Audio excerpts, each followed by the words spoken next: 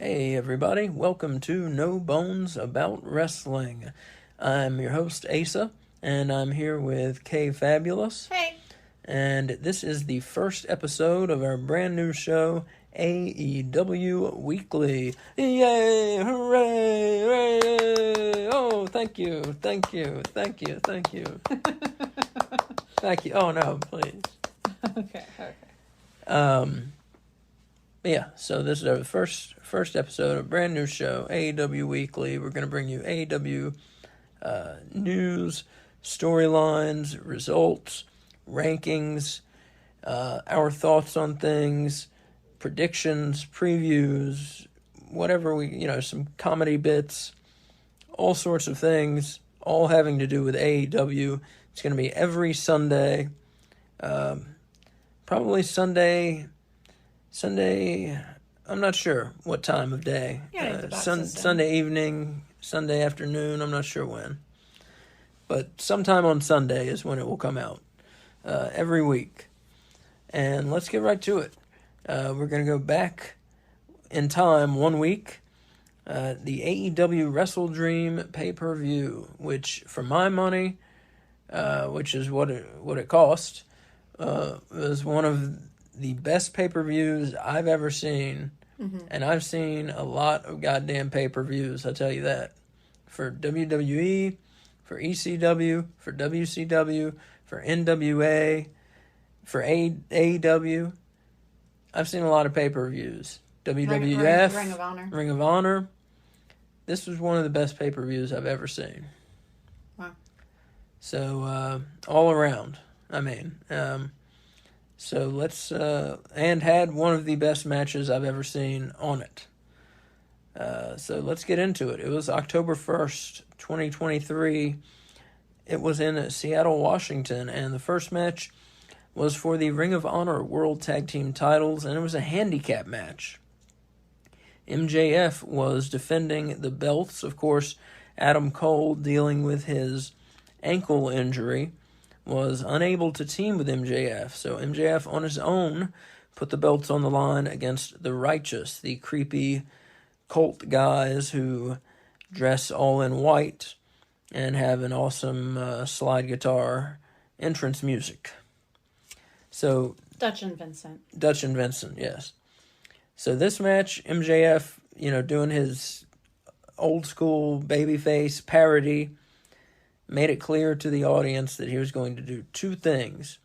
He was going to body slam the big man, Dutch, and he was going to shove Vincent's head up Dutch's ass. He was going to do those two things.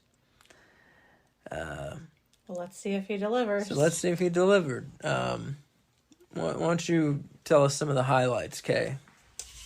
Well, it's a weird highlight to start with, but it's my first note. So MJF did a dick grab while a hobbling attempt was being made by Vincent. So Vincent was trying to hobble MJF. The Righteous have this flower painted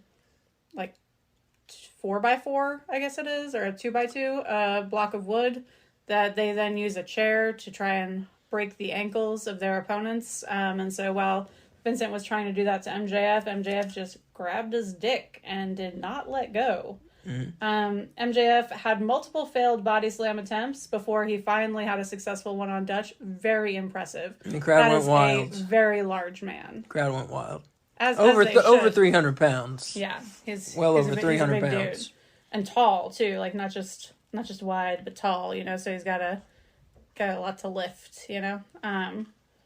MJF was biting Vincent. I'm a big fan of biting. I like to always note when it's in matches.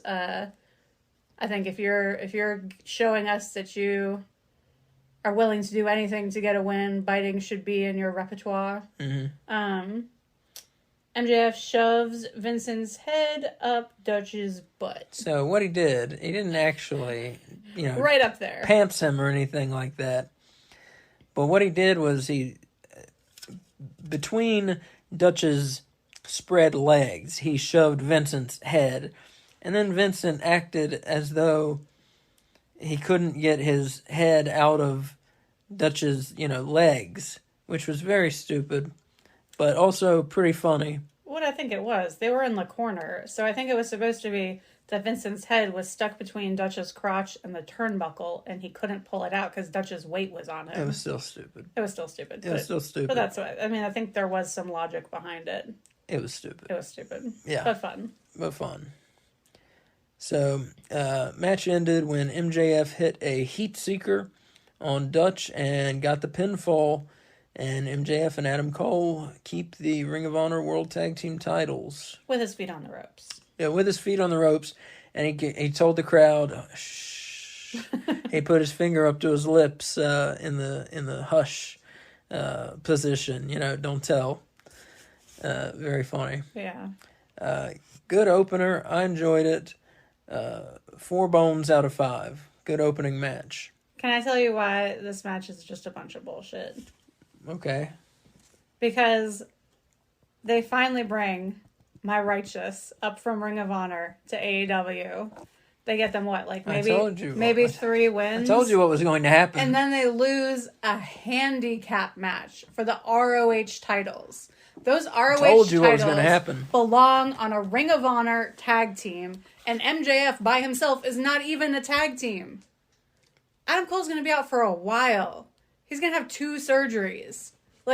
Get the belts off of them. Why would they not give them to the Righteous? They're such a cool tag team. They're good in the ring. Their gimmick is one of the best gimmicks going on in Ring of Honor. And I just don't... It makes me really upset to lose in a handicap match. Yeah. Embarrassing. Made them look foolish. Embarrassing. Made them look like fools. Any heat they had, just gone. Yeah, we did a preview show, and I picked the Righteous, but before the show began, I officially changed my pick to MJF. So, of course, our prediction championship belt, as far as who gets the most picks right, was on the line for this show. Mm-hmm. So after this match, I was 1 for 1. Mm-hmm. Kay was 0 for 1. Yes, and she picked the Righteous to win the belts. And I was the reigning champion at the beginning of the show.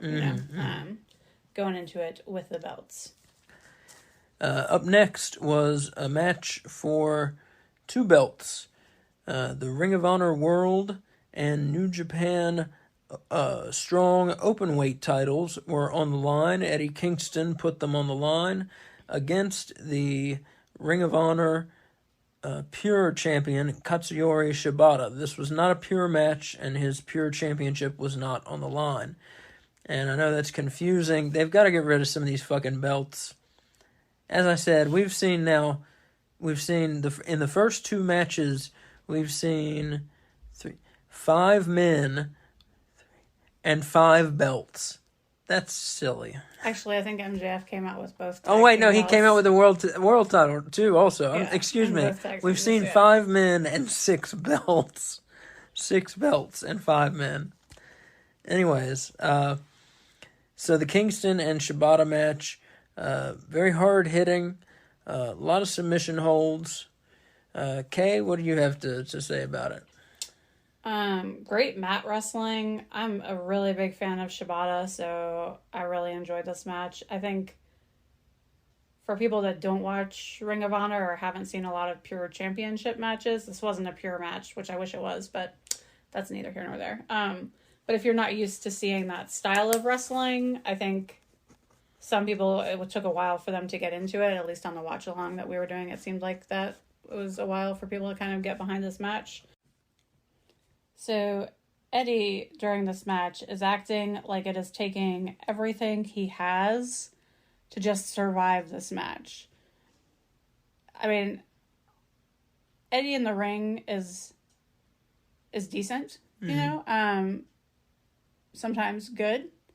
But I think in this match, maybe he was overselling things. Yeah. To the point where, early on in the match, he was acting like he was worn out and like it was a struggle. Yeah. And so I don't know if he was just really trying to help put Shibata over, knowing he was going to get the win. Or he just kind of got to this has been a battle, just kind of got there too quickly. Too early, yeah. I think that's what it was. Yeah. my only other things that I feel because like eventually it fit the match. Yeah, eventually. But they got there too soon. They got there way too soon. Yeah, I agree. Because at first, I didn't care for the match because it was too slowly paced. Yeah. Because of what you're saying, they were like crawling along. Because it was like, guys, it's been 4 minutes. I know, yeah. And it's been like, 4 minutes. I know you're not in the best shape, but come on. Yeah. But then eventually I came back around on the match, and it was a pretty good match. My only other things that I feel like need mentioning, Shibata did a series of kicks to Eddie's face when Eddie was on the ground, like on all fours, like these almost like, I know they're not called machine gun chops, but like machine gun chops with the legs, so machine gun kicks, I guess. Yeah. Very funny to me, right to Eddie's face. And then Eddie Kingston with the chops. He is one of like 2 people, maybe 3 people in AEW that I feel like should be allowed to do chops, but still, so overused.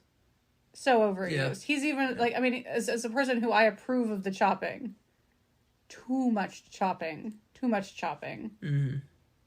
I agree. Someone's got to, like, rein it in over there. Mm-hmm. Every match. Like, literally every match, there's chopping. Mm-hmm. I get that it's an easy move to do, and it makes a loud sound, and it makes your chest red, so it looks super painful.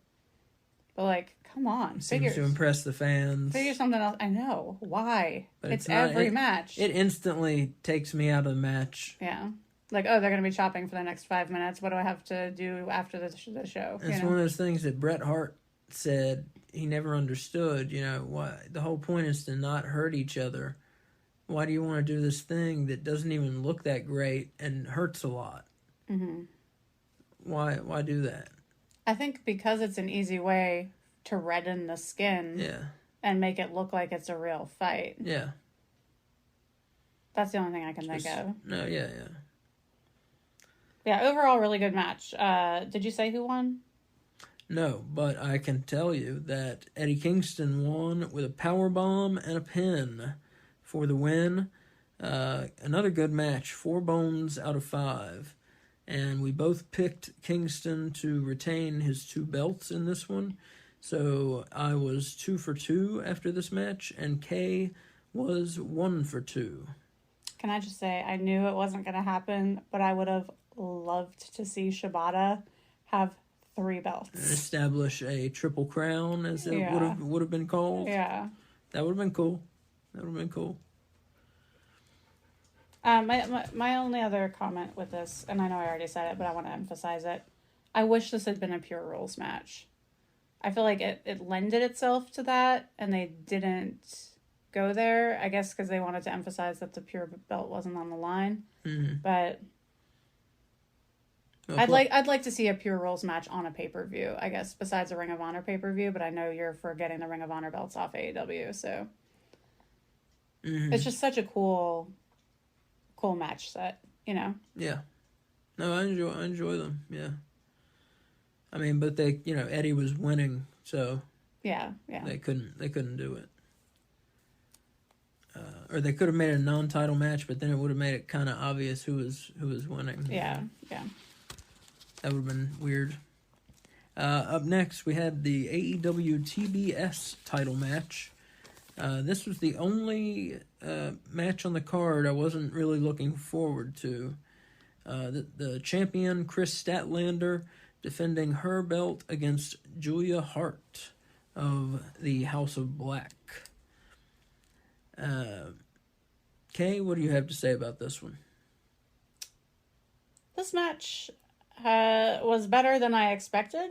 Yeah. I don't know if that's only because my expectations were so low or if because it was an actual good quality match. I don't think it was of the quality or caliber to be on this show. No. Either way. No. But it was definitely the best Julia Hart match I've seen. Yeah, if they were going to do a TBS title match, they should have had maybe Sky Blue or Willow Nightingale. Sure. Even Mercedes Martinez, if you want to heel, I think that would have been better. Yeah. I think a lot of women would have been better. Ruby Soho. Oh, almost, yeah. Almost all of them would have been better. Several would have been better, yes, than Julia Hart. Yeah. Yeah, it's weird that we're going to get to this in the news, but she's taking a break. But it's weird that they gave her such a hard push right before her being gone. Well, like they had to have known that. She's been engaged for over a year. Yeah, but they were doing a big, they did a big winning streak with her. She won 25, 26, something like that, matches in a row heading into this TBS title shot. And eventually here she, it was a hard-fought match. It wasn't a bad match. It was just kind of there. It came to an end. Eventually, Julia Hart, she went for the mist, the black, the House of Black, spitting out the mist. Statlander stopped her. Statlander hit 2 tombstone pile drivers and pinned Hart to retain the TBS title and end the winning streak of Julia Hart. You know what's bothersome? Mm-hmm. That they gave Julia Hart like an undefeated streak storyline. Like she had kind of a storyline going, and so few women in their division have storylines or like something about them to engage the audience. Yeah. And they gave that to Julia Hart. And because they gave it to a wrestler who's not super impressive in the ring, when Chris Statlander finally broke the streak, like it wasn't a big deal at all. With Jade Cargill, when she broke Jade Cargill's streak, that was huge. They should be like referring to her as the streak breaker or something like that, because now she's broken Julia Hart's streak. But because Julia Hart's matches were all squash matches and she's not that good in the ring, it doesn't mean anything. And I feel like they could have really made a story out of that. Yeah. No, yeah, it's a missed opportunity. Wait, have you been bone rating these? Yeah. Okay, what'd you give? I didn't say my bone rating on this one though. Like I said, it was good. It was just kind of there. 3 bones out of 5. Just kind of an average match. What'd you give the Eddie Shibata match? 4 bones out of 5. Okay, good. Yeah, I don't know if I gave my bone rating on that one. Yeah, Kingston beating Shibata was 4 bones out of 5. Statlander beating Hart 3 bones out of 5. And just to round it out, what'd you give the Righteous versus MJF? 4 bones out of 5. It's a fun opener. It was a fun opener. Up next, we had a 4-way dance tag team #1 contender match. The winners get a tag team world tag team title shot. The Guns, the Lucha Brothers, Orange Cassidy and Hook, a new tag team, and the Young Bucks. They're not that new. They've wrestled together before. Hook and Cassidy? Yeah. I think so. Seemed new to me. Wait, maybe I'm thinking of someone in Danhausen. One of those. You're thinking of Hook and Danhausen. Hook and Danhausen, yeah, okay. Because Cassidy and Hook are new. Before you get into the match, I need to tell them that I officially changed my pick before this match started because I'm an idiot. Oh, and I didn't say our picks on the last one. Oh, I'm sorry, go ahead. We both picked Statlander to win, so I was 3 for 3 at that point, and Kay was 2 for 3. Mm-hmm. Yeah, so originally I had the Young Bucks winning in this, and then right before the match, I listened to the reasoning of the fellows on the watch-along, and they convinced me to change my mind, and I shouldn't have, but I changed my pick to Hook and Cassidy. I think I picked the Guns in this one. You did. I think I did. Kay, what do you have to say about tag team #1 contender match? The first note that I have from the match is that the do-si-do shit has to stop. They love doing that in tag matches, and it's so stupid. I like the do-si-do. Oh, no, don't say it. Don't say it. Where they're Irish whipping the 2 opponents at each other, and instead they do-si-do and then clothesline the guys on the other side. No, get 'em. Oh my god, it's cross so it up stupid. and get them. So stupid. I love it. Oh, I hate that you love that. It's such a fun spot. Are you kidding? It's so Are you saying fun. that just to anger me, It's or you such a fun actually spot. think that? No, it's fun. I don't like fun in wrestling. I like good wrestling in wrestling. It's a fun spot. That's not true. I like fun in wrestling because I like Danhausen, but he's also good at wrestling, so I mean. All right, anyway, back to the match. The start of the match, there was a lot of synchronicity between Matt and Ray, which I also don't really care for when there's synchronized offense happening. It just makes it seem pretty fake. You see it a lot in Young Bucks matches, which is not a knock on them, more of an observation. There was a good Northern Lights exchange between Matt and Hook where they just kept rocking back and forth into the Northern Lights pin. And normally, like, the rocking pins is not something I'm a big fan of, but they did it really well where it looked believable and also was just super impressive athleticism from both men. The Guns tried... This is one of my favorite moments of the match, which I just said I don't like it when the wrestling's funny, but this is funny. The Guns tried to pin themselves to win, which was an interesting loophole they tried to find, but the ref was having none of it. And then Penta had a great solo run against the Guns where he just got move after move. It was a good sequence by him. And it was a great match overall. I expected it to be good, and it was. A very good match. A lot of varied offense from all four teams. Yeah. And the Young Bucks came out on top, became the number one contenders for the World Tag Team titles.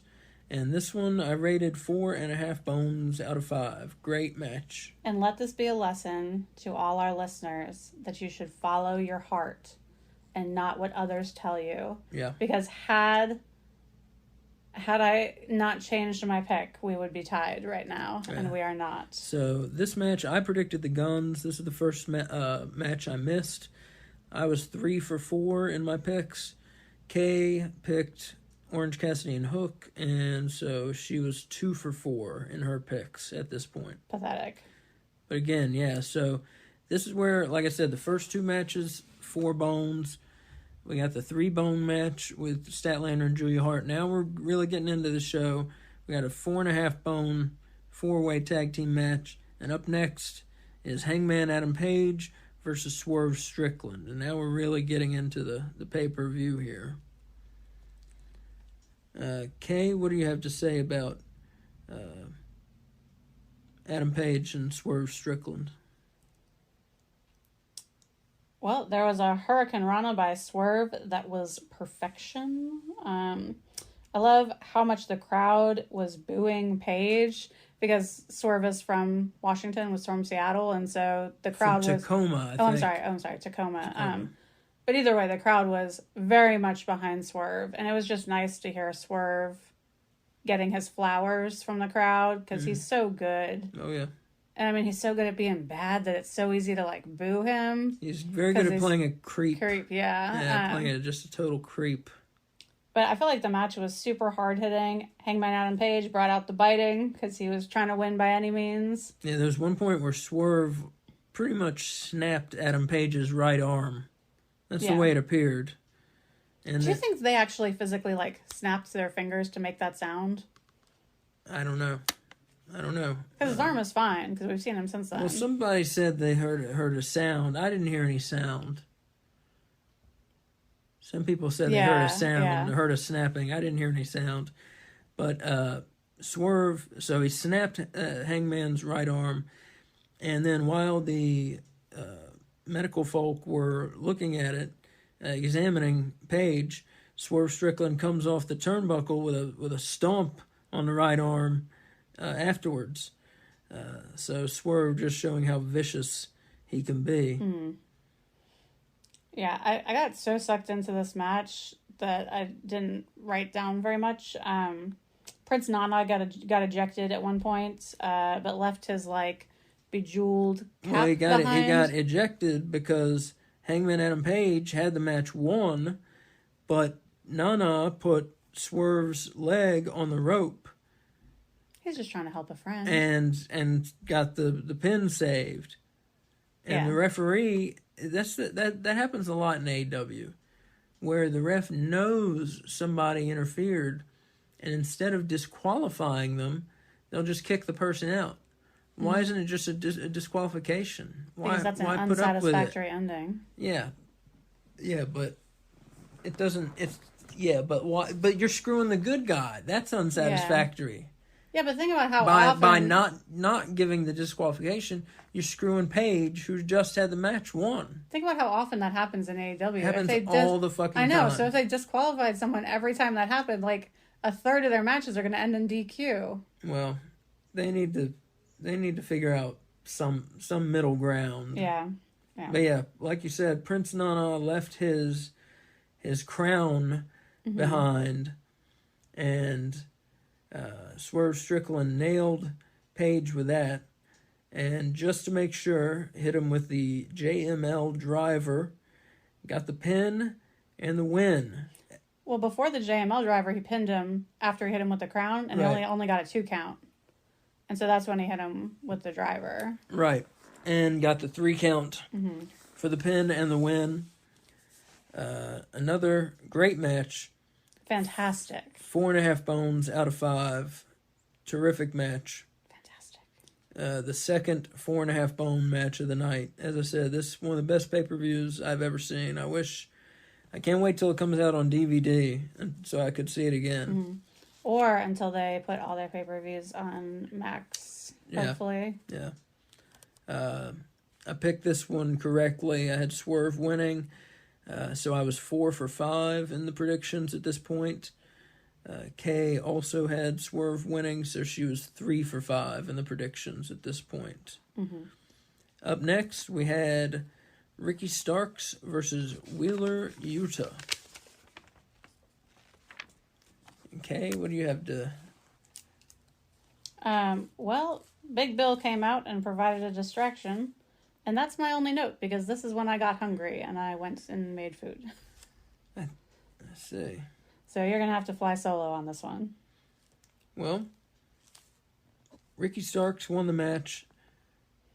This is a match where I think... both didn't take any notes. Yeah. I think you made the food. And you ate the food. And I was eating the food. Yeah.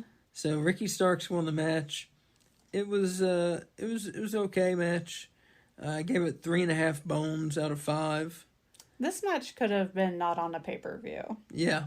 This they were talking about this last night about what matches felt like it should have been on Dynamite or Collision. There was no build to this. Yeah. There was one bit where Wheeler walked up and was like, "You think you're hot shit? We'll fight on the pay-per-view," and then that was it. That was the build. Well, and when that happened, it was like, what? Why? Yeah. How do you guys just get to pick a spot on the pay-per-view? Yeah. And if they had lived up to it, these guys are both good. They could have put on a much better match, but they didn't. They did not. Yeah. Just didn't hook up for whatever reason. Like I said, it was an okay match. I mean, it was a good match, but something you would see on television. An average match. Yeah, like I said, 3.5 bones out of 5. Good match, nothing great. I predicted it correctly with Ricky Starks winning, so I was 5 for 6.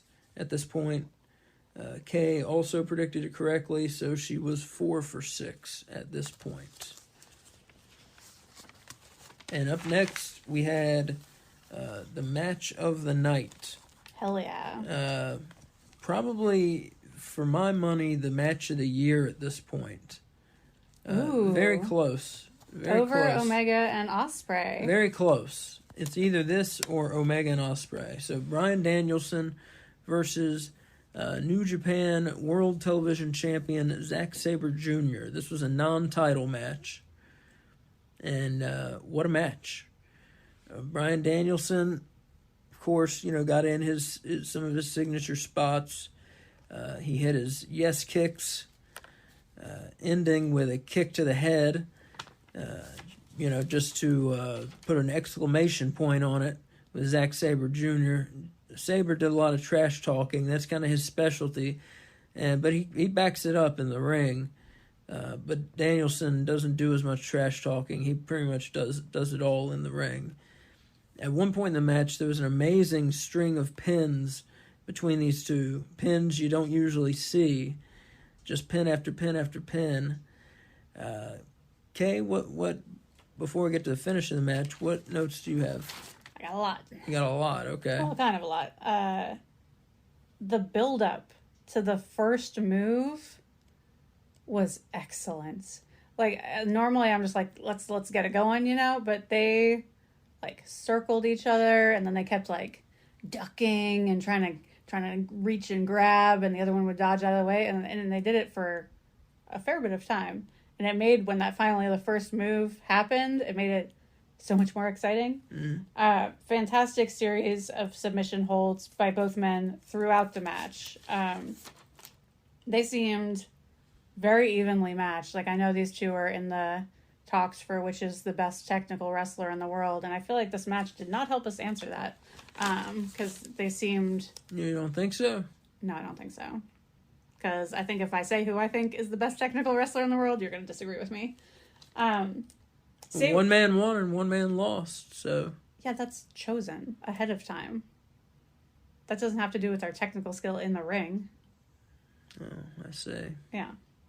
Anyway, Sabre was really focusing on Danielson's right arm for most of the match. Good joint manipulation by Sabre. There was a great dragon screw after a flip off the top rope into a submission ankle lock by Danielson. It was like one of the smoothest series of moves I'd ever seen. It was just like three things that just like flowed together perfectly. So impressive. Cool series of Northern Lights near falls by both men. Super painful. Oh, sorry, go ahead. I would be curious to know how much of this match was choreographed ahead of time and how much was called in the ring, you know? That's a good question. And I don't know how either guy works, really. I don't know. Do you feel like it seemed choreographed? Or just like in order for the things to happen Yeah, some of the spots, yeah. Yeah. But I'm not sure. Like I said, I don't know. Some guys work one way and some guys, for big matches, some guys work one way, some guys work the other way. And especially when they get older, some guys are just like, oh, we'll call it in the ring. You know? Yeah. So, like I said, it depends how they work. And I really can't speak to that, how either of them work. I really don't know. Well, I think this is the match. I saw Danielson, or maybe it was last night. But there are some things that had to be planned out ahead of time in this match. And you think this series was one of them? The dragon screw? Yeah. Ankle lock? Yeah. Just things that couldn't have happened. Like naturally. Yeah. I didn't feel like it looked choreographed, but I get what you're saying. Like, in order for that series to be successful, it had to be planned. Yeah. But like I said, I'd just be curious to know how much was choreographed and ahead of time and how much was called in the ring, you know? Yeah, that's a good question. My only other thing before I get to I'll let you talk about the finish, but super painful submission by Sabre towards the end. Danielson got to the ropes to break it up. He does submissions that I've never seen before. You know, like it's like they're pretzel dough, you know? I mean, so impressive. To me, he is the best technical wrestler in the world. Yeah, Sabre. And then he'll do his joint manipulation as well. On top of it. Oh god, it's like snap brutal. Your fingers and all that shit, you know. But the match ended, as I said, one man won and one man lost. Bryan Danielson hit the Busaiku knee twice, got the pinfall for the win. Terrific match. 5 bones out of 5. That is not something I give lightly. I really try and save it for matches that are like 5 bones. If I say 5 bones, that means it's one of the best matches I've ever seen. So 5 bones, well done, for sure. An amazing match. This one I got wrong. I predicted Zack Sabre Jr. And so at this point I was 5 for 7. Kay also predicted Zack Sabre Jr. So at this point she was 4 for 7 in her picks. Can I say something? It's in our news section, but can I move it up to here? It's regarding Zack Sabre Jr. Okay. So he said that he wants a rematch with Danielson, but he wants it in Japan or in England. And this is the match, this Wrestle Dream match is a match that I really wanted it all in. Because I thought, but Danielson was injured, you know? Because it was supposed to be at the original Forbidden Door, but Danielson was injured. God, he gets injured a lot. I didn't even think about that. And so it got canceled. And then at All In, it couldn't happen because he was injured. So I'm hoping next year's All In. Because that would be cool for Zack Sabre Jr. One, because I think he's going to win the next match that they have together. Darling.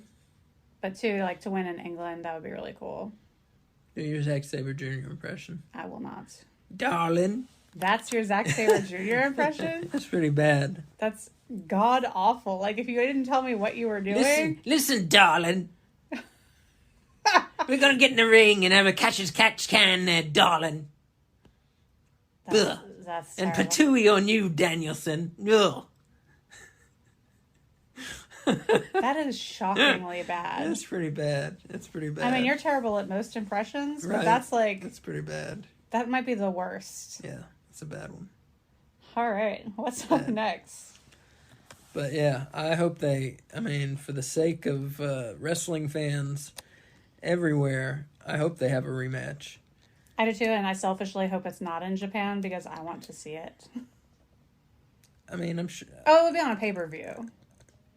Right, a New Japan pay-per-view. We could always just watch the New Japan pay-per-view. True. Yeah. So, we'll figure it out. We'll find a way to see it. But they need to do it in whatever avenue is going to allow the most people to see it, and I feel like that's at all in. Yeah, we'll find a way to see it. Mm-hmm. But yeah, great match. As I said, either this was the match of the year, or Omega versus Ospreay, yeah. Two very different matches, and two matches showing guys just at the peak of professional wrestling right now. All four guys are the best in the world. You know, it'd be really cool. I'm sure it's happened at some point, but because they're both heels, I don't think it's happened in a while because they've both been heels for a while. But Zack Sabre Jr. versus Will Ospreay would be very cool. Oh, yeah. Mm-hmm. Oh, my God, that'd be so good. I'd love to see that. Yeah. Okay. And speak of the devil, up next, we had a trios match, kind of an all-star trios match. We had Chris Jericho, Kenny Omega, and Kota Ibushi taking on the Callis family, Konosuke Takeshita, Sammy Guevara, and Will Ospreay. The Callis family growing. He's really establishing himself as a force and getting some heels, getting some guys to turn heel as well. Mm-hmm. Let's see. So Ospreay, one point had a painful abdominal stretch on Kenny Omega. Jericho hit a lion salt on Sammy Guevara. Ospreay did his signature sky twister to the outside of the ring, taking out everyone. Kay, before we get to the finish, do you have any notes on this one? Yeah, so that abdominal stretch that Ospreay had on Kenny Omega, he got some good heel cheating in by getting extra leverage by all three men, or the two men that are also on his team, and even Don Callis joined in. That was it. I couldn't read my own notes. Yeah, I see. And adding the pressure to that stretch. And that happened twice, and then later in the match, I think it was Kenny gets an abdominal stretch on Ospreay, and then the faces cheat to get extra leverage, not as successfully as the heels cheating, of course. Takeshita during this match had his Blue Thunder Bomb looks so good. He had a great one on Kenny. Jericho pokes Sammy in the eyes, proving that even when he's a face, he's a little bit of a heel, which I enjoy. Nice moonsault press by he's Ibushi. A veteran. You gotta yeah. You gotta get by, you know? Mm-hmm. Yeah. Nice moonsault press by Ibushi.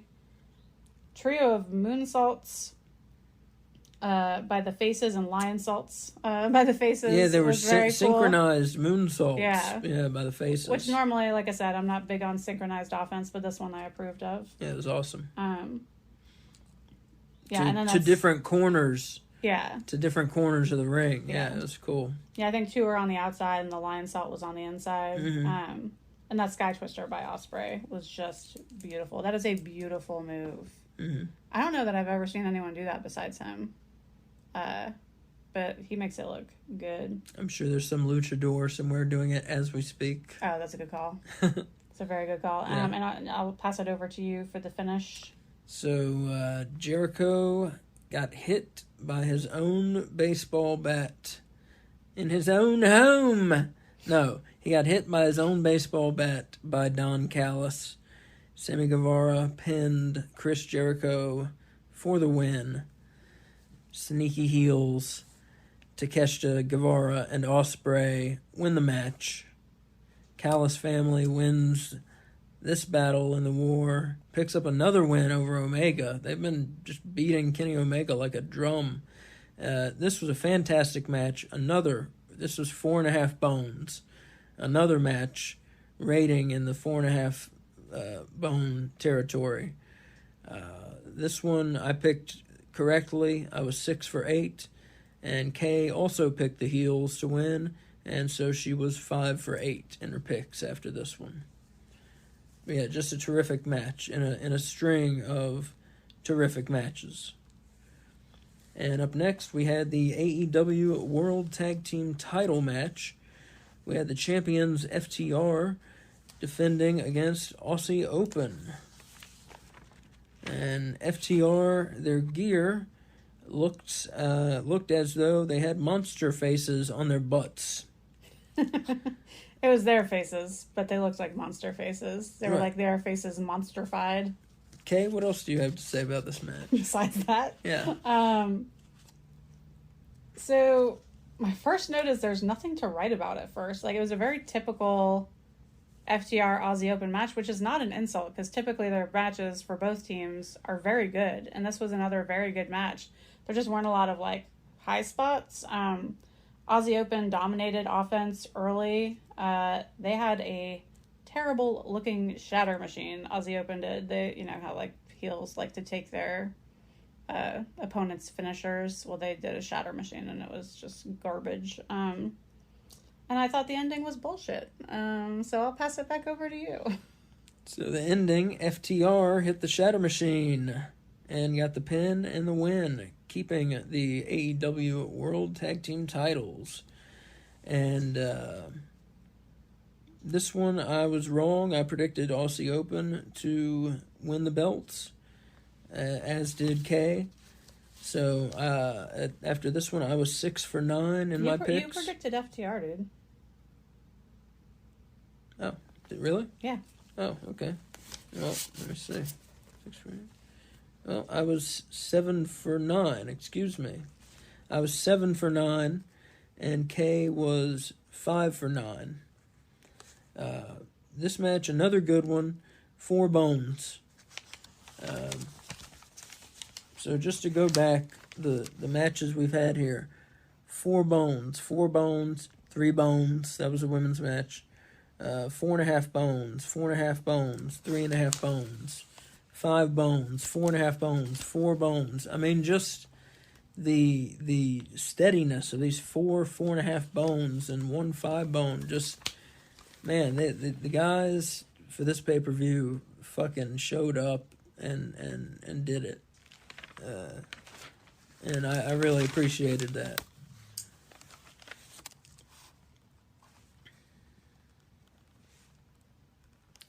And the main event, the AEW TNT title match, best of 3 falls, taking a page from Mexican wrestling nowadays, or old NWA wrestling, if you want to look at it that way.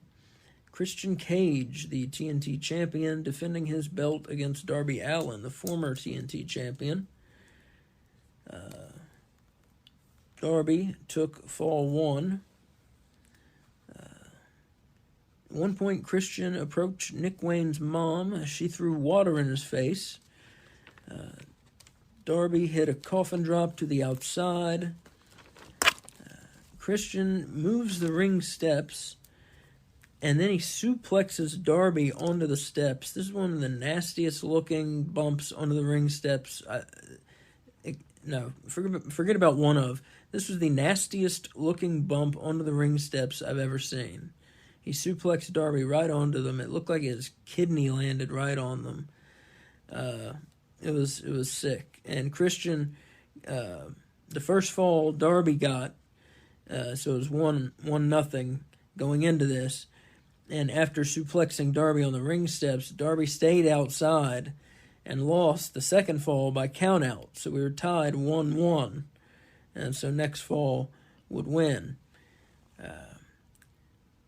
Christian started ripping up the ring. I mean, literally ripping up the mat, the the small layer of foam beneath, exposing the wood below, just making a mess of things. Christian hit a frog splash onto a stretcher. Christian hit the kill switch. Darby Allin hit a coffin drop onto Christian, 2 count only.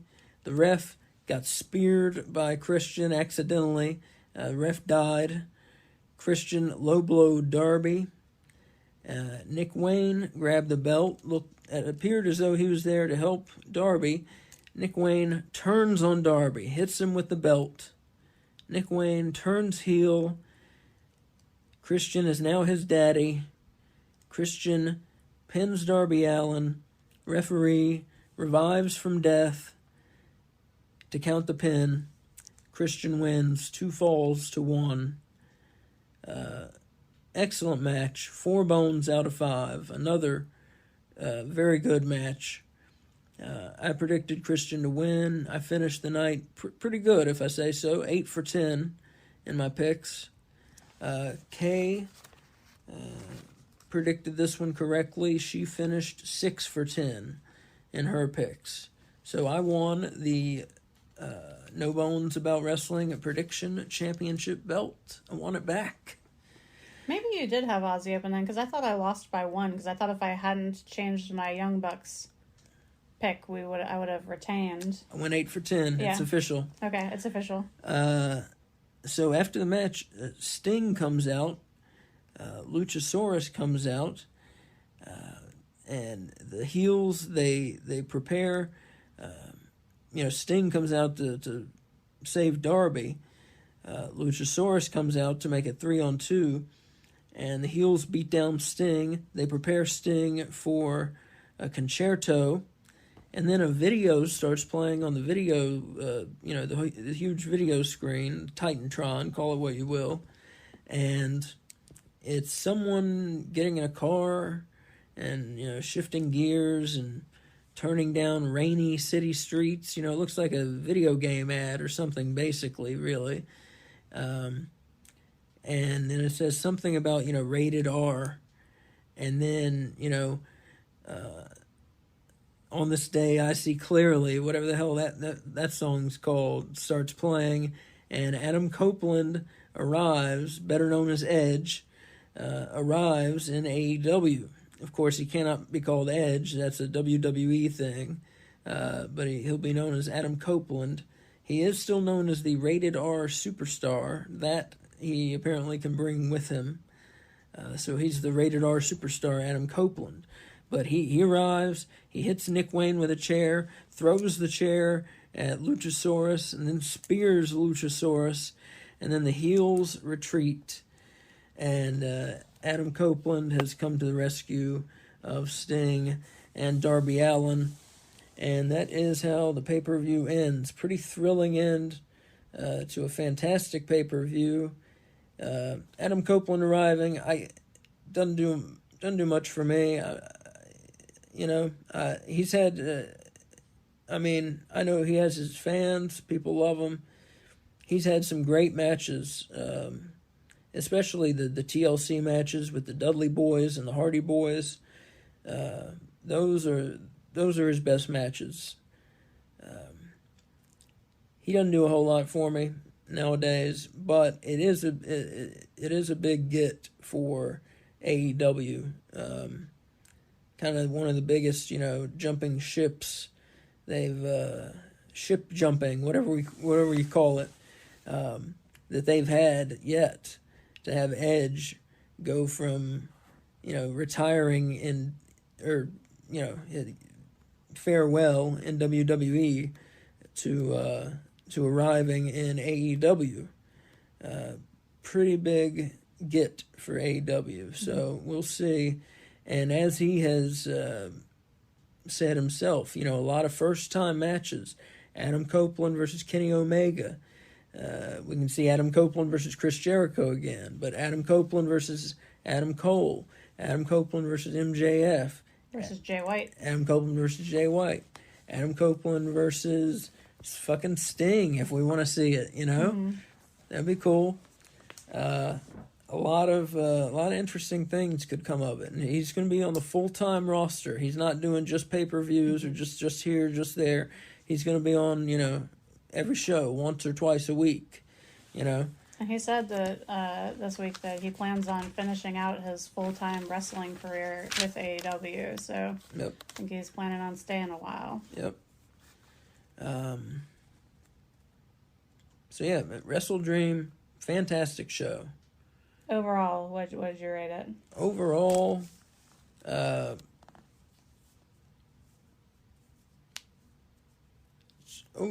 as a show, I gotta give it.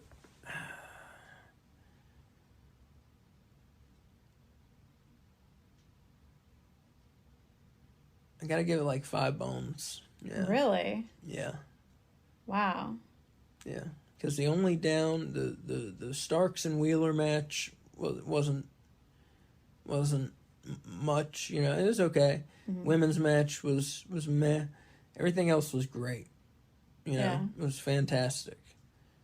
And it had a thrilling end. No matter what you think of Edge, the ending of the pay-per-view was fantastic.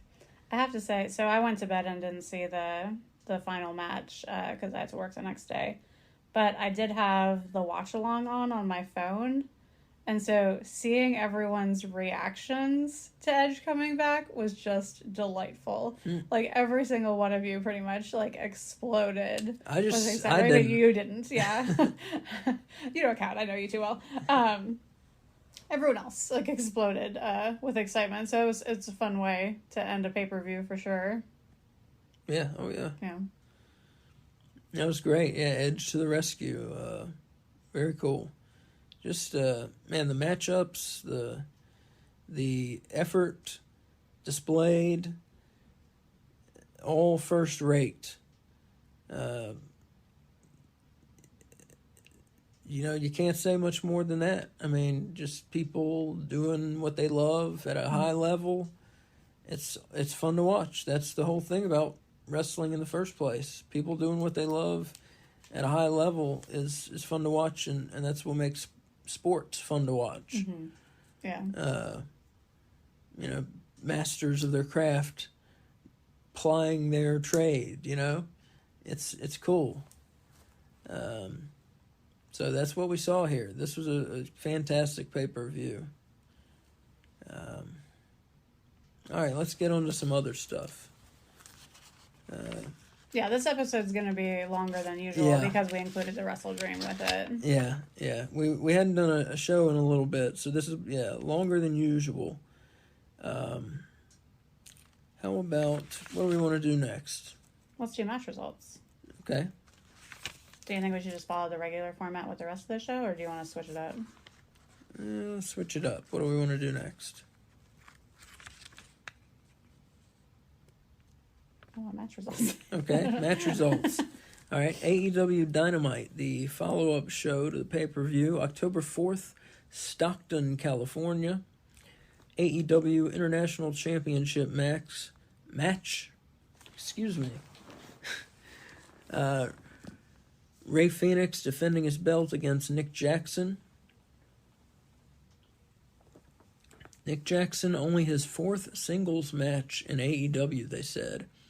There's an amazing diamond cutter off the top rope by Nick Jackson. Ray Phoenix hit an awesome frog splash.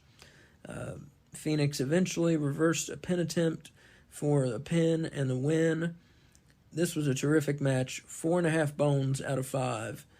Ray Phoenix wins the match, keeps the international championship that he kind of accidentally won from Jon Moxley. Our old pal Wardlow shows back up. He's not really been repackaged. He has new tights. Has a new entrance, kind of.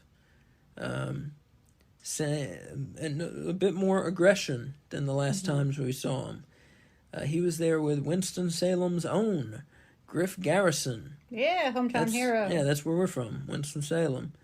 Wardlow beat Griff Garrison mercifully. He just came in, hit him with, I think, 5 power bombs. Mm-hmm. The referee stopped the match. Wardlow won. Squash match. So they've hit the reset button on Wardlow. He gets a big win there, and it'll be interesting to see where they go from here. Well, I know he showed up on Dynamite, but love to see him against some of the big men that are on Collision, you know? Yeah, well, Powerhouse Hobbs we've seen a bit, but Miro we've got, yeah. World Trios Championship was next.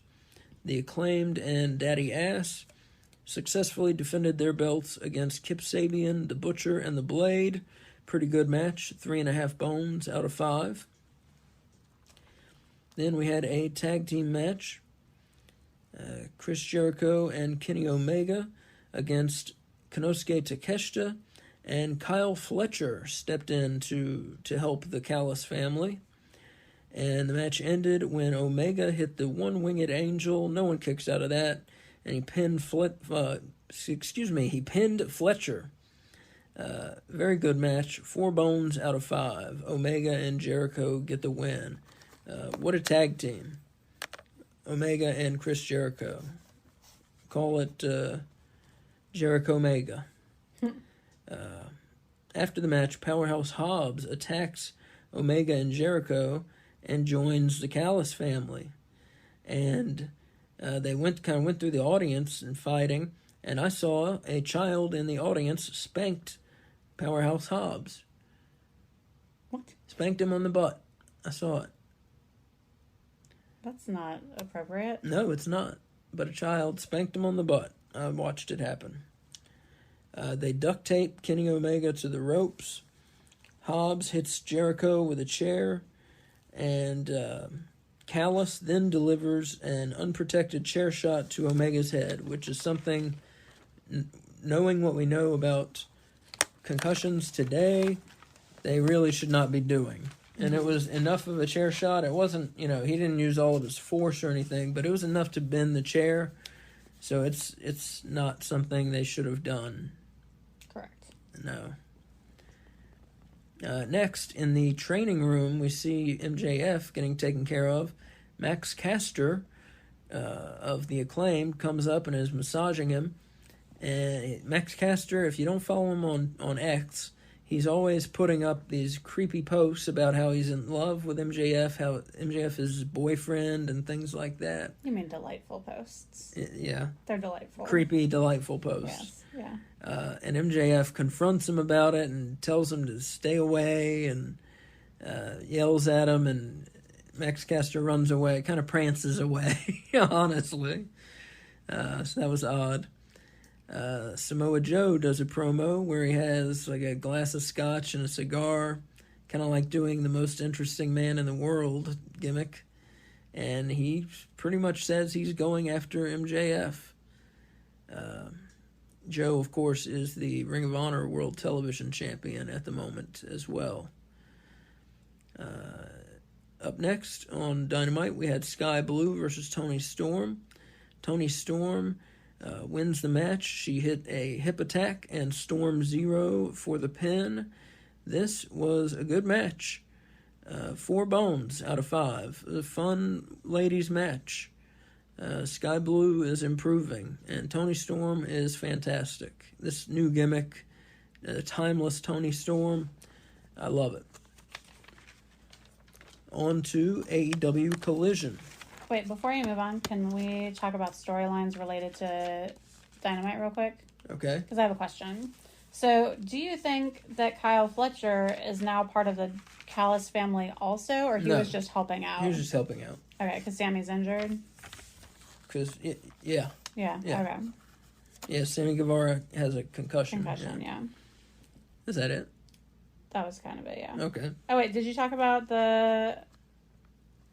you didn't talk about the Adam Cole visiting Roderick Strong?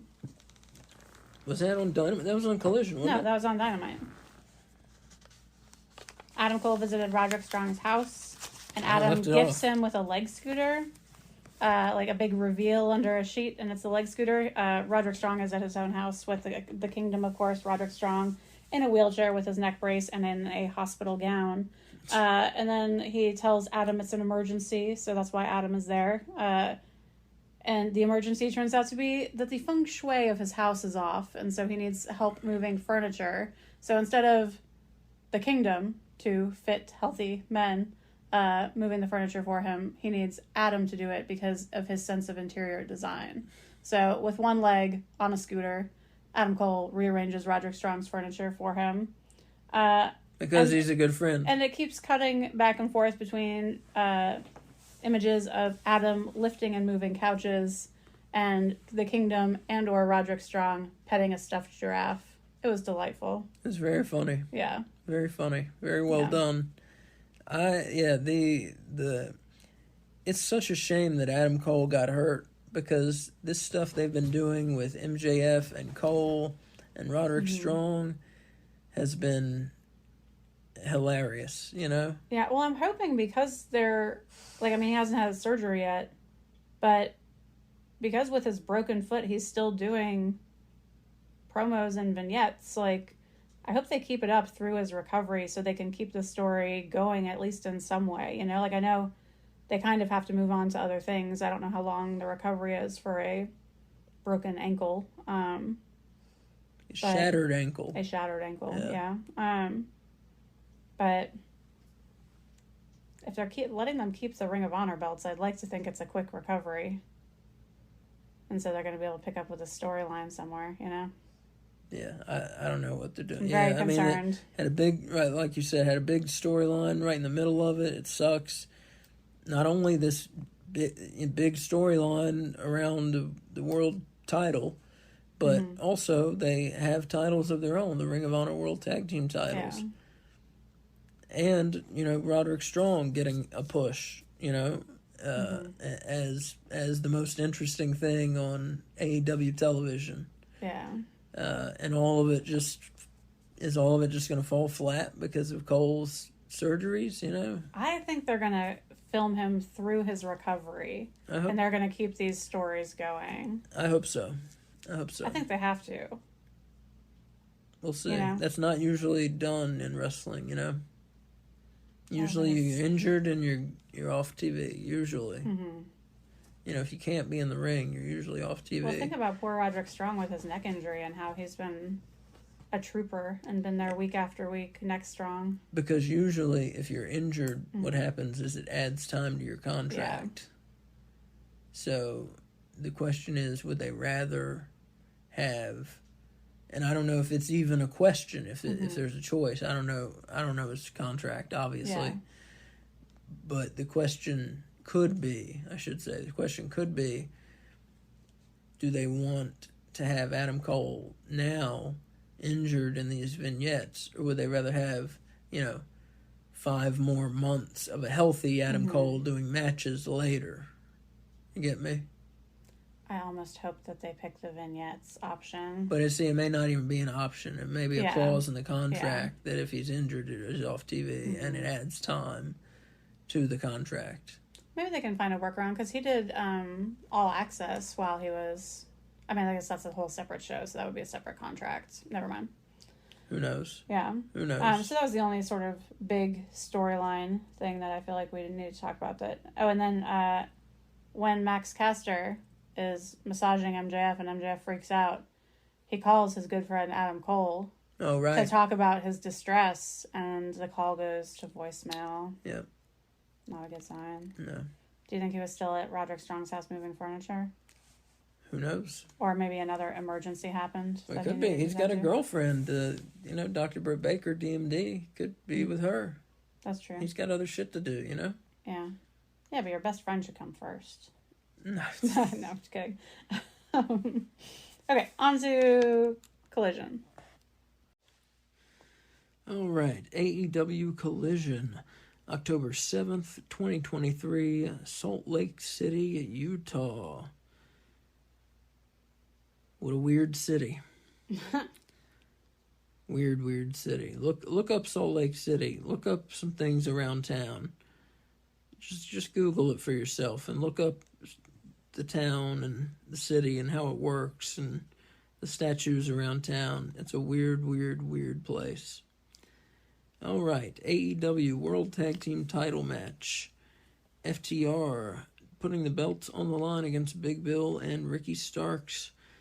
Ricky speared Dax Harwood, and pretty much out of nowhere, Big Bill and Ricky Starks win and are your new AEW World Tag Team Champions.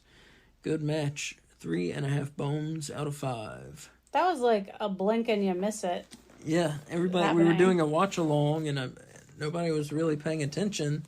I was, and then I said, "Did they just win the tag titles?" Yeah.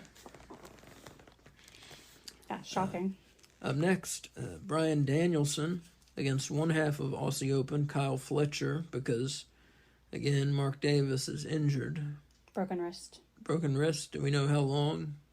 Nope. Well, Kyle Fletcher showed that he can be a singles wrestler. Yeah. In this match. This match was terrific. Danielson pinned Fletcher after an awesome-looking dragon suplex, a super dragon suplex off of the turnbuckles. 4.5 bones out of 5. This was a terrific match. Is that your match of the week? Yes, this was the match of the... Not counting Wrestle Dream. Not counting Wrestle Dream. Yeah. This was the TV match of the week. Bryan Danielson over Kyle Fletcher. Mm-hmm. Yeah, no doubt. By far, this was the match of the week. After the match, the Gates of Agony attacked Danielson. What happened after that? Then Claudio and I believe Wheeler, the BCC came out. I didn't write down which ones. But they came out, and now they have a match on Rampage coming up. So the Gates of Agony versus the BCC. All right. Up next, we had an interesting trios match. Juice Robinson and the Guns of the Bullet Club taking on Angelico, Metalik, and Gravity. An interesting tag team with two luchadors. I love Gravity and Metalik. Juice Robinson and the Guns won, though, as Angelico, Metalik, and Gravity are pretty much used as jobbers, unfortunately. Another good match, 3.5 bones out of 5. Next up, we had an AEW World Trios title match. The Acclaimed and Daddy Ass defended against Iron Savages. And the Acclaimed won after Max Caster hit his signature elbow drop, the mic drop. This match was too long. It was formulaic. I don't like the Iron Savages. They don't do anything for me. This match, 3 bones out of 5. It wasn't terrible or anything, but it was just kind of there. It was an okay match. We then saw an interesting promo. We saw Shane Taylor and Lee Moriarty, who have allied together, and it's cutting back and forth between them and Keith Lee. So it looks like Shane Taylor and Keith Lee are going to collide at some point, I guess, on Collision. Do we know? I don't think we know. I don't think we know either. Up next, we saw Toni Storm take on Kiera Hogan. And Timeless Toni Storm, we saw her, in this match, we saw her get spanked by Kiera Hogan. We saw Toni Storm bite Kiera Hogan's ass. Not the kind of stuff we really need to see in the women's division. I'm guessing it wasn't Tony Khan's decision, and the women, it was the women's. I'm guessing. It doesn't seem like the kind of thing he would suggest. I would hope not. I would hope not. Seems like the kind of thing where they were having fun and decided to do it. But, not the kind of thing you want to see, kind of degrading. Yeah. But... Well, it's the same thing when Saraya and Toni Storm kissed during that match. It's like WWF from the 90s, Yeah. But Toni Storm hit her hip attack, and the Storm Zero got the pin and the win. Good match, 3.5 bones out of 5. A lot of 3.5 bone matches, just pretty much run-of-the-mill matches here on Collision. Then we had a Ring of Honor World title match. Eddie Kingston putting his belt on the line against Commander. Commander hit an excellent spinning tornado. Wasn't enough, didn't matter, because he's another luchador that's used as a jobber here in AEW. And Kingston pinned Commander to keep his belt. This was another 3.5 bone out of 5 match. We then saw an Adam Copeland segment with Christian, and he got beat down by Luchasaurus and Nick Wayne. Darby Allin comes out for the save, and that doesn't work out, and Luchasaurus, Nick Wayne, and Christian stand tall, and that is how Collision ends. Can I say a few things? Yeah. So there was a promo with Big Bill and Ricky Starks with Renee Paquette. Did you already say this? No. Okay. After their win against FTR, in which they said FTR will not be getting a rematch. Right. So they can just go ahead and forget about that. Yeah, Cash Wheeler is dealing with a rib injury and also legal trouble for brandishing a gun, allegedly brandishing a gun in traffic. Mm-hmm. Yeah. So he's got some troubles. Mm-hmm. There was also a Ruby Soho promo. Did you talk about that? Okay, there was a Ruby Soho promo where basically she's speaking on behalf of Saraya about how Saraya is going to beat up Sheeta. Why is Saraya not doing her own promos? I don't know. It's not like she needs a mouthpiece. Like, she's okay on the mic. Yeah, I don't know. She wasn't even there. Yeah. I'm not sure. Very odd. And then the only other thing that I wanted to note is that with Toni Storm now being timeless Toni Storm, they have changed her entrance and her victory after a win where they go to black and white, and it's glorious. I love it. Yeah, very cool. Very cool. One thing I want to bring up, I didn't mention there was a Jay White promo after Juice Robinson and the Guns won. Jay White came out and cut a promo, and of course, he stole MJF's world title belt the other night, and here he was, holding the world title and talking his shit about MJF, and it was just an excellent promo. Just wanted to point out Jay White is awesome on the mic. That's all. Just wanted to give him, kind of give him a shout out for how good he is on the mic. That's all. Mm-hmm. But yeah, I really enjoy it, and yeah, it's nice that they've already got a world title match booked for Full Gear in November. A whole 6 weeks out almost, instead of having matches booked 5 days, 6 days in advance, like they have been doing for pay-per-views. So we'll see MJF and Jay White get some build time, and that's going to be a hell of a match, I think, Yeah. It's going to be a good build, too, because both of those guys are two of the best on the mic in the world, I think. One thing I found confusing about Jay's promo that he did was he said that it's going to be Guns up. It's going to be a non-title match against Hangman Adam Page, because he stole the belt and has a belt right now because he stole it. He says it's going to be a non-title match, but it can be an eliminator match. So does that mean if Adam Page wins, which I don't think he's going to, but does that mean if he wins the eliminator match that instead at Full Gear of being MJF and Jay White, it would be MJF and Hangman? I don't know. That was very confusing. It was very confusing. Yeah, it was very confusing. I tried to read online about it. The only stuff I could find about it was on Reddit. That's how confusing it was. Yeah, I don't know. Yeah. It was very confusing. Yeah. And what was an otherwise what it would straightforward mean, promo? If Jay White were the world champion, but because he had this belt, and Hangman Page beat him in an eliminator match, what it would mean is Hangman gets a shot at the belt. Oh, that's a proving ground match, an eliminator match. Yeah. I forgot they called it something different. So Hangman would then get a shot at the belt that Jay White has stolen. Okay, I gotcha. And who knows what happened to the quote-unquote real world title. if, CM Punk is taking it with him to WWE. Oh my God. Who knows if he'll show up in WWE with that thing. If I were WWE, I didn't even think about that. If I were WWE, he'd be bringing that thing. I'd tell you that. But WWE likes to pretend like AEW doesn't exist. No, they've acknowledged it several times. They have, but are they going to acknowledge it that much? The ratings war isn't that close. No, I mean, I would use the belt, definitely. I think there's a lot of WWE fans that don't even know AEW exists. Why let them know? I think so. Really? I think the average wrestling fan thinks WWE is the only pro wrestling company. No. Yeah, that's like pro wrestling. I think they view no. I think AEW you're right. as like amateur. Below, yeah. I think you're right. Yeah. A lot do. Do. You're right about that.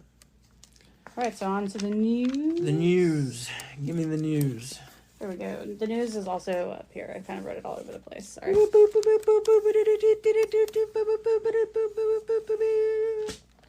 The news. AEW Dynamite viewership drops, but the 18 to 49-year-old demographic is steady. So that's good news, at least for AEW. The viewership drop. One thing I can think of is The Amazing Race started on Wednesday nights, and that's usually a very highly watched show. Old people watch it? Old people watch it. It's one of the few shows that we watch on television. Yeah. We're 18 to 49 still. Yeah.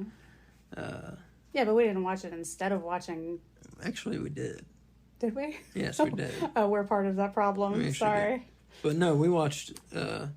Yeah, actually we did. We watched it we were before. Tired. Yeah. We were tired and said, I'm not in the mood for wrestling. Let's just watch The Amazing Race. Yeah. So we're part of the problem. The Rampage ratings have been up 2 weeks in a row, though, so that's nice. Also, speaking of Rampage, a Danhausen return vignette aired on Rampage. And I haven't watched Rampage yet. Is it the one that's a parody of Halloween 3? With his head? Yeah. I believe so. I only saw the picture in the article. I have also not watched Rampage yet. Yeah, he has one, I think it is. It's a parody of Halloween 3, Season of the Witch. I didn't realize that. Where he has a song, and it's like I forget how it goes, but it's a parody of Halloween 3. That's awesome. I'm so excited for him to come back. Yeah, I can't wait. I'm also excited for them to build up to it by lots of people going under the ring for various things, and then eventually every time we're gonna be like, oh, is it gonna be Danhausen? In the video game, you can pull out Danhausen from under the ring as a weapon. Yeah, he's one of the things you can pull out. That's awesome. That's brilliant. Yeah, I love him. He's great. Yeah, he's great. Mariah May is expected to join AEW. She is from Stardom. And if you're not aware of Stardom, they're a Japanese all-women wrestling company. I still have not watched it. I feel bad about that. But they're supposed to be the shit. It's supposed to be awesome. In the Wrestling Observer poll, they finished second or third for best promotion behind AEW. But I think a lot of the people who subscribe to that might be weirdos, Yeah, okay. So, Oh, so it's not from wrestling. It's from the people who subscribe to Wrestling Observer saying their opinions and the ratings? Correct. Oh, okay. Yeah. All right. But I haven't seen Stardom yet, so. But we've seen people from Stardom and they're awesome. Oh yeah. I have no doubt it's awesome. Everything I've heard about it is awesome. I've seen some clips here and there, and they're awesome. Yeah. Other news: Adam Cole, baby, needs 2 surgeries, baby. 8 screws and a plate in his ankle, baby. He said it's the most painful injury he has had. 8 screws and a plate in his ankle. Jesus Christ, that sucks. I had a friend that had screws in her ankle, and she got them when she was like a child, and this was in college, and the screws were like poking out of her foot because they like worked their way out. Isn't that horrifying? Yeah, I have screws in my back. Yeah. Thanks for that. Yours aren't going to work their way out. You're fine. Hope not. They're in the spine. Yeah, you'll be all right. I could get paralyzed. You'll be all right. I have screws in my spine. If you've not listened to our show, I have a metal box and screws in my spine. Because you're part robot. Yeah. Okay, also, Sammy Guevara suffered a concussion at Wrestle Dream, so he's been out. So that sucks. Concussion's not a small matter, not a minor matter. You know, that's how Bret Hart had to retire because of his concussion from Goldberg's kick to his head. Concussions can be very, very serious, so hopefully Sammy recovers quickly. Well, what's concerning me is that they didn't call it a mild concussion, because when Jon Moxley had that concussion where he like couldn't move briefly, that they called that a mild concussion, and so there was no qualifier for this one. They just called it a concussion. Yeah. I wonder from what. I don't know. It happened during the Wrestle Dream match. Yeah. I just wonder from like what move. Yeah. Other news. Lee Johnson and Julia Hart are taking time off from AEW. They are getting married and going on a honeymoon. So good for them. Yeah, congratulations to them.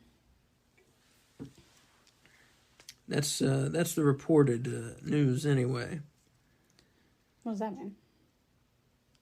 That means it's their personal business, and we can't really be sure if that's what's going on. I see. That's just what the internet says. I mean, who fucking knows, you know?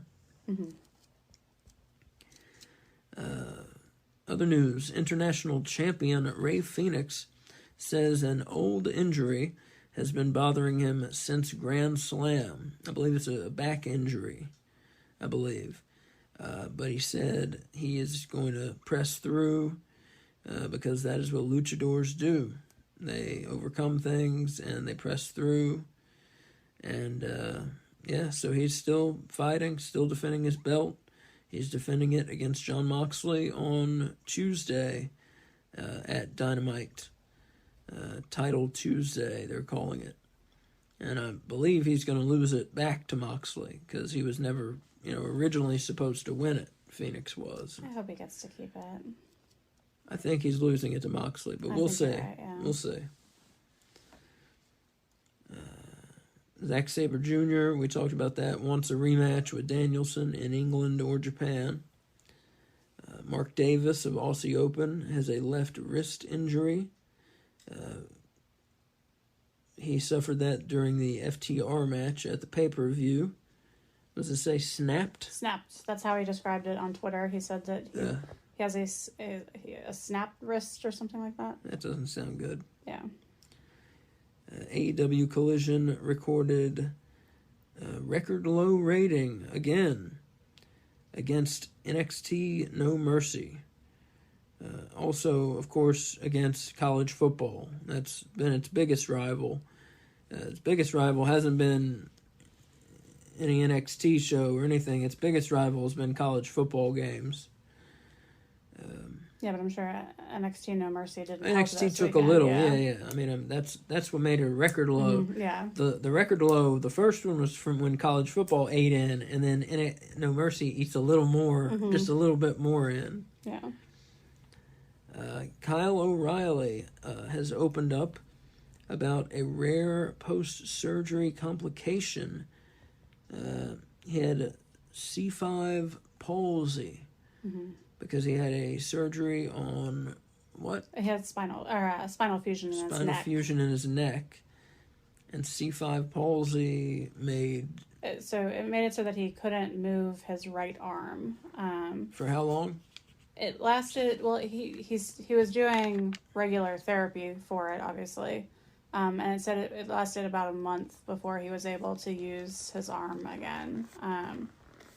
It was very, very telling and trying post. I would suggest for people to go look for the article or to look for his original tweet. But he talks about how he felt like he was like lost in a desert for like the last year, and that he was searching for an oasis and he couldn't find one, and that now he finally can at least see the oasis and knows that it's not a mirage. It's very sad, you know. Been out over a year. Yeah. You know? Like, this is peak wrestling career time too for his age, you know. Yeah, it's sad. I'm glad that with therapy they were able to overcome the C5 palsy, though. I mean, can you imagine? I mean, you had back surgery, like waking up and not being able to use one of your limbs. That had to be just terrifying. Yeah. I mean, it would be terrifying for anyone, but especially for someone who makes their living using their body the way they're abusing their body the way that they do, you know. That just had to be like soul crushing, you know. So I hope he continues on his road to recovery. I hope he has a good therapist, because I feel like I would definitely need to work through some stuff if I went through that, and a good support system, you know. Mm-hmm. Mm-hmm. Very important. Yeah, during recovery. Yeah, during surgical recovery. People don't realize that how much of a mental toll it takes. I mean, the physical toll is enough, but it takes a huge mental toll. And a lot of people who undergo major surgery experience clinical depression also, and that's not talked about a lot. Yeah. So I did. Mm-hmm. I'll tell you, I did, and it was not a fun place to be when you can't. Me personally, when you can't walk properly. I had spinal surgery. When you can't walk properly, you know, I could walk for like 30 minutes a day, and that was it. So I could just like watch TV or read, and that was it. And you know, it's pretty. I stayed on the second floor of the house for like 3 months, and you couldn't go downstairs. It was you know, it's kind of maddening, and then you can't do anything.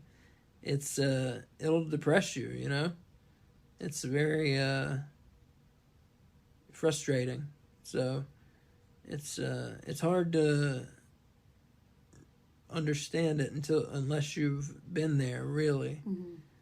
So I think that's why people don't understand the depression going along with physical surgery. Mm-hmm. But it often does. So yeah, hopefully he gets the care he needs, and can come back, because he was reaching the peak of his career when he got injured. I mean, he was having terrific matches. Plus, I think, like, if they can, I mean, once Adam Cole comes back, if they can weave him into this Roderick Strong, definitely, MJF Adam Cole story, that would be so perfect. Definitely. All right, what are we doing? Ratings? I mean, yeah. Ratings or rankings? Rankings is what I mean. If I can find them.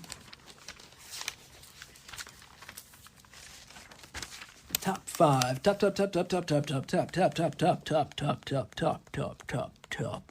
5. Time for the top 5 rankings, where we rank the men, the women, and the teams of AEW. It's a super secret process. We will never tell you how we do it, but we do it. It happens. Just like a baby is born, just like a bird takes flight, just as a battleship takes to the sea. It happens. The top 5 rankings for this week have been completed, and they're ready. Where are we going first? Men, women, or teams? Let's go teams first. Teams. Number 5, the Ring of Honor World Tag Team Champions. World Champion MJF and Adam Cole. AEW World Champion. Right. barely hanging on there. Number 4, a new team, but an awesome team. Chris Jericho and Kenny Omega been teaming up to take down Don Callis. Number 3, the number 1 contenders to the AEW World Tag Team titles, the Young Bucks, one of the best tag teams of all time. Number 2, the AEW World Trios Champions, falling a spot from last week. They were number 1, the Acclaimed and Daddy Ass. And the number 1 team this week, the AEW World Tag Team Champions, the new champions, Ricky Starks and Big Bill, making their debut in the top 5. That's quite a way to make your debut in the listing.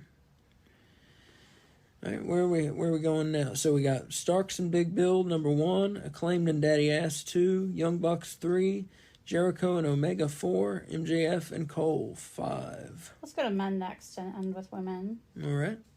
In the men, number 5, falling 3 spots from number 2 last week, the international champion, Rey Fenix. Standing steady at number 4, Bryan Danielson, who put together some great matches this past week. Number 3, making his debut on the list, I believe, the TNT champion, Christian Cage. Of course, won the main event of Wrestle Dream. Number 2, the number 1 contender to the AEW World title, Jay White, making his debut on the list. And holding steady at number 1, the AEW World Champion, one half of the Ring of Honor World Tag Team Champions, MJF. You got MJF 1, Switchblade Jay White 2, Christian Cage 3, Danielson 4, Rey Fenix 5. And last, but of course not least, the women. Holding steady at number 5, Sky Blue. Coming back on the list, number 4, Hikaru Shida. Dropping a spot from number 2 to number 3, the TBS champion, Chris Statlander. Dropping a spot from number 1 to number 2, the AEW Women's World Champion, Saraya. And hopping from number 4 all the way up to number 1 with her recent work on the mic, in vignettes, and in the ring, number 1 is Toni Storm. So, women, number 1, Storm, number 2, Saraya, number 3, Statlander, number 4, Shida, number 5, Sky Blue. All right, folks, that has been the first episode of AEW Weekly. We laughed, we cried, we learned some things, I think. And I think we're better people moving on, really. All of us. So just real quick, I want to say you can catch us on, we do watch-alongs on our YouTube channel with a couple friends. This week, AEW Dynamite, of course, is on Tuesday night. So we'll be doing a watch-along Tuesday night on our YouTube channel, No Bones About Wrestling. And also Collision, Saturday, No Bones About Wrestling. So yeah, just try and catch us there. Be sure to subscribe so that you don't miss a single watch-along or a single video that gets posted. Yep. And, yeah, thank you for listening. Mm-hmm. And, if you don't already follow us, go ahead and click follow wherever you listen to podcasts. Rate us if you want. We appreciate any kind of feedback we can get. And as Mick Foley would say, have a nice day. Bye.